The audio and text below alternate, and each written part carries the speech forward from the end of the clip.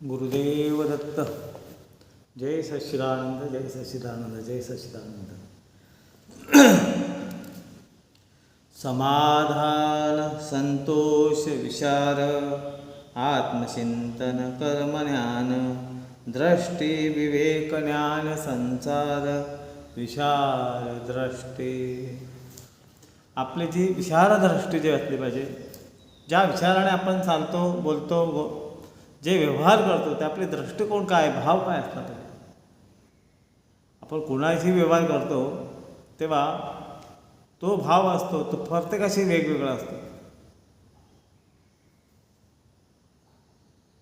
तेव्हा तो भाव इतका महत्त्वाचा आहे का मी कोणाशी व्यवहार करतो आणि कोणाशी बोलतो याची समज असणं फार महत्त्वाचं आहे.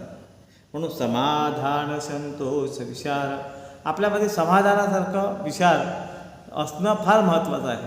ज्याच्याकडे समाधान आहे त्याच्याकडे खरा आनंद आहे. ज्याच्याकडे समाधान नाही त्याच्याकडे आनंद काहीच नाही. आत्मचिंतन, कर्मज्ञान, हे आत्मचिंतन आपण खऱ्या अर्थाने कर्मा याच्यामध्ये आत्म्यामध्ये केलं पाहिजे. ही आत्म्याची ज्योत पेटवली पाहिजे, प्रकाशित केली पाहिजे, प्रकाशमय करता आली पाहिजे. आणि ती करणं म्हणजे खऱ्या अर्थाने आध्यात्मिकामध्ये आपल्यामध्ये समज असणं फार महत्त्वाचं आहे.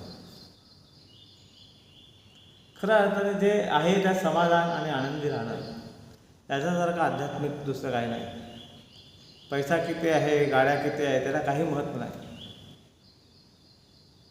असूनही हे असावे, पण ते काय त्याला महत्त्व आहे, कोणीच काही घेऊन जात नाही. जातं ते आपलं चांगलं कर्म. म्हणून आपलं चांगलं कर्म घडवलं पाहिजे. इतकं सुंदर व्यवहाराला, ह्या देहरूपी देहाला इतकं सुंदर बनवून एकदम शृंगार करून त्या देहाला समर्पित त्याच्या शरणी करता आला पाहिजे. हा उत्तम संतोष, दृष्टी, विवेक, ज्ञान, म्हणजे आपल्याला विवेक ज्ञान असला पाहिजे. आपला दृष्टिकोन, भाव, विचार हा विवेक त्याला जोडला पाहिजे.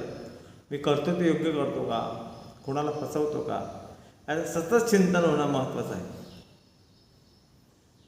ते होण्यासाठीच तर हा खऱ्या अर्थाने आत्मचिंतन, विचार, स्वबोध विचार एवढ्यासाठीच आहे. खऱ्या अर्थाने आपल्याला त्याचं ज्ञान होणं गरज आहे, फार गरज आहे. विचार दृष्टिकोन, हा दृष्टिकोन आपल्यात आला पाहिजे. आणि खऱ्या अर्थाने जेव्हा येतो तेव्हा खऱ्या अर्थाने तो पारमार्थिक खरा आनंद त्याच्यात मिळतो. तसा आनंद कुठेच अनुभवायला विकत मिळत नाही. ते आनंद अनुभवून मिळते. ते म्हणजे आत्मचिंतने, विचार. गुरुदेव दत्त.